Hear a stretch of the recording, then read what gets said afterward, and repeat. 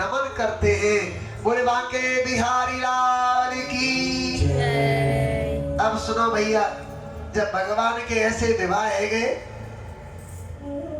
जब 8 विवाह तो जे है गए, तो संतान भई कि न भई? इसलिए भगवान ने विवाह नहीं किया कि उनके संतान नहीं हो रही थी। संतान तो हो रही थी, परंतु जन कल्याण के लिए मेरे प्रभु के विवाह हुए। तो कितने हुए? 16,108 हुए। तो संतान कितनी भई उनके सबके? प्रत्येक के 10-10 हुए। कितने हुए? Each is 10 sons।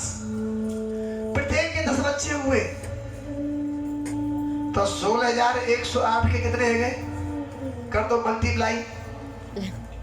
16,108 multiply by 10 is equal to log 16,108 गुणा 10 तो 1,00,000। अरे महाराज लंबी हो गई। 1,00,000 फिर 60,000 आगे। इतना बड़ा परिवार मेरे प्रभु का हुआ, और यहाँ पे हम एक बच्चा आया तो भाई की गिनती करते रहते हैं। 2,000 3,000 उसकी गिनती में रहते हैं। फिर उनके भरण पोषण की चिंता करते हैं। फिर कहते हैं भाई 1 हो गया, 2 हो गया, 3 बस बहुत अच्छा, 4 अब दो ठीक है। तो वो ब्रह्म परमात्मा है, तो उन्होंने दिखाया कि इतनी संतान, परंतु वो संतान क्या है? मंत्र है, वेद मंत्र है। ऋग्वेद के जो मंत्र है वो भगवान की संतान है, ईश्वर को मनाने के मंत्र है। और 100 उपनिषद भगवान की पत्नी, ऋग्वेद के उपासना कांड के 16,000 मंत्र भगवान की पत्नी।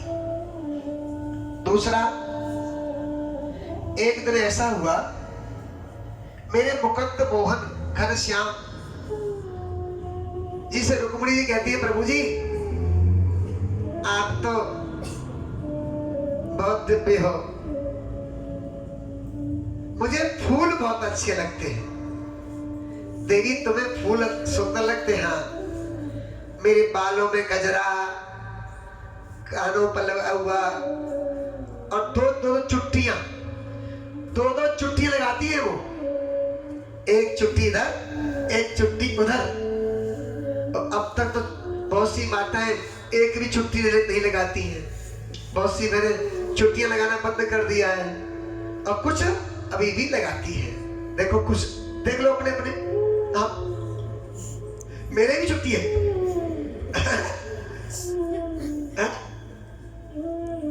तो चोटी रखना अच्छी बात है। केश ये प्रधान है माताओं का।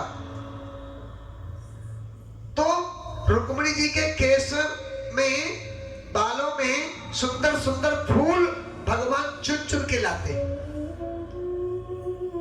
मैया जी को, भगवान को फूल सुंदर लगते हैं, और फूलों का यहाँ पे देखो भंडार लगा हुआ है। फूलों को लेने के लिए बहुत बहुत दूर जाना पड़ता है, तब फूल इकट्ठे होते हैं। कुछ फूल नजदीक मिल जाते हैं। भगवान को, देवी को फूल सुंदर अच्छे लगते हैं। तो प्रभु बोले, देवी कौन सा फूल चाहिए आपको? प्रभु जी आपने बहुत से फूल लाके दिए, पर इस बार इच्छा है पारिजात का पुष्प लाइए। अर्जुन से कहा, भैया देवर्जु आप ही कुछ व्यवस्था करो। अर्जुन जी बोले ठीक है, मैं भगवान को लेके जाता हूं। लेके गए। भौमासुर नाम का एक दैत्य था। यात्रा में जा रहे हैं, यात्रा में जाते जाते आवाज आ रही है, बचाओ बचाओ बचाओ, प्रभु बचाओ। देवियां आवाज दे रही हैं। कैसी आवाज दे रही है? कोई संकट आ रहा है। अर्जुन बोले, प्रभु ये तो कुछ रोने की आवाज आ रही है। क्या?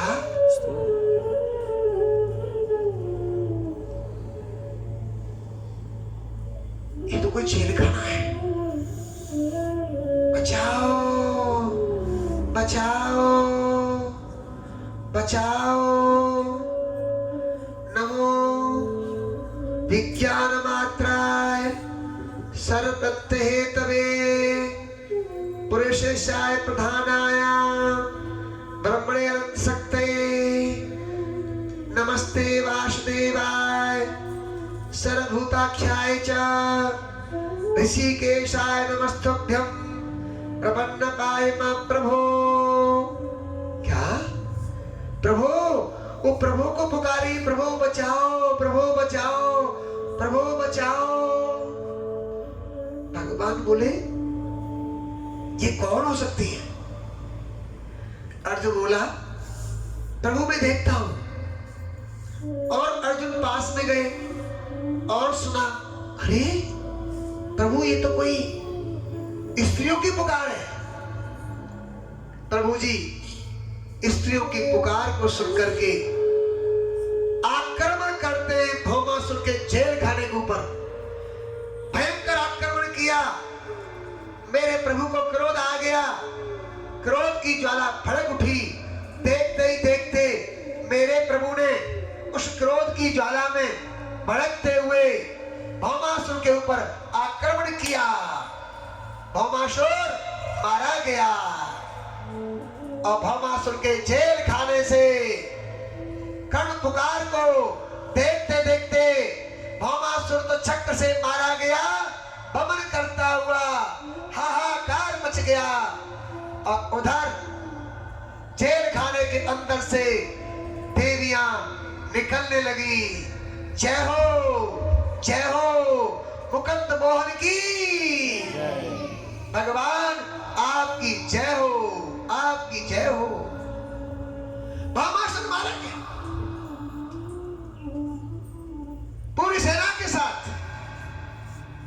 प्रभु में वो शक्ति है नारायण में, एक ही चक्कर में काम तमाम कर दिया। मारते कभी कभी खिला खिला करके और मारते कभी कभी डरा डरा करके और मारते कभी कभी एकदम सोचने का मौका भी नहीं मिलता। तो भौमासुर को सोचने का मौका भी नहीं दिया, एक ही बार में काम तमाम कर दिया। वो विष्णु भगवान की एक ही बार। ये है नारायण, ये हमारा परमात्मा, ये हमारा पौरुष, ये हमारा ईश्वर। भगवान केवल भजन करने का नहीं होता कि केवल भजन करता रहे वही भगवान नहीं। भगवान साम दाम दंड और भेद चारों नीतियों को लेता है, वो भगवान होता है। सभी कलाएं होती हैं, 64 कलाओं से प्रवीण होता है। भगवान कृष्ण ने भजन भी किया, पढ़ाई भी की, सेवा भी की, गाय भी चराई, दूध भी दिया, माखन भी खाया, माखन भी लुटाया, चोरी का इल्जाम भी लगाया और भी इल्जाम लगे, लेकिन सबको स्वीकार करते हुए धर्म की रक्षा करने का बीड़ा उठाया, तब वो भगवान हुए।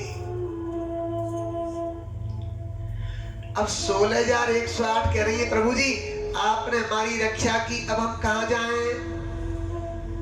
भगवान बोले अपने अपने घर जाओ, अपने पिता के यहाँ जाओ। प्रभु हम राजकुमारी हैं, कोई भी हमारे साथ विवाह नहीं करेगा राजकुमार। क्यों? अब तुम समझ जाओ, यो थोड़े को बहुत समझिए कन्हैया। एक स्त्री नवजवात यौवन अवस्था में किसी के यहाँ रुक जाती है, पड़ोसी के यहीं भले रुक जाए रात्रि में, तो घर वाले टोक दे तू क्यों रुकी वहां। शादी विवाह महोत्सव है तो उसमें तो सबके सामने सामाजिक उत्सव में जाती है, लेकिन ऐसे ही अचानक किसी के यहाँ ऐसे रुक गई तो क्या होगा? उंगली उठेगी समाज में, तो प्रभु यहाँ तो असुर है, इस असुर के यहाँ कितने वर्षों से हम जेल खाने में बंद हैं। तो कन्हैया बताओ, कोई व्यक्ति राजकुमार हमसे विवाह करेगा? भगवान बोले नहीं कर पाएगा। मेरे प्रभु की आंखों में आंसू आ गए। तो देवियों, अपने पिता से कहिएगा वह आपका सम्मान कराए। महाराज, मेरा पिता चाहेगा अभी विवाह कराना, पर वो नहीं करा पाएगा। समाज में जीने का हमको अधिकार नहीं मिल पाएगा। क्यों? कि प्रत्येक स्त्री चाहती है कि मेरा विवाह हो, मेरा पति हो, मेरा सौभाग्य हो, मेरे संतान हो। यह सबकी इच्छा होती है। बिना विवाह के स्त्री की शोभा नहीं होती। स्वामी, प्रत्येक कन्या का जो जीवन बीतता है वह अपने ससुराल अपने पति के साथ रहता है। मायके में बिना पति के रहना संभव नहीं है। महाराज, अब मैं कैसे रहूंगी, हम कैसे रहेंगी? जब सबने बोला तो भगवान बोले क्या चाहती हो? कि प्रभु हमें जीने का अधिकार मिल जाए, प्रभु हमें जीने का अधिकार मिले। अधिकार कैसे मिलेगा? कि आप हमारे साथ विवाह कर लो। क्या कर लो? विवाह। भगवान, आपने हमको बचाया। भगवान बोले मेरे तो 8 विवाह पहले हो चुके। कितने हो गए? 8। अब और तुम तो 16,100 16,000 प्लस 100 देवियां से भगवान बोले ऐसे कैसे होगा? मेरे प्रभु की ओर इशारा किया। प्रभु, आप एक बार कह दो कि आप हमारी पत्नी हो।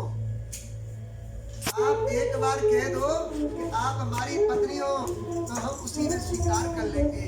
भगवान ने कहा ठीक है।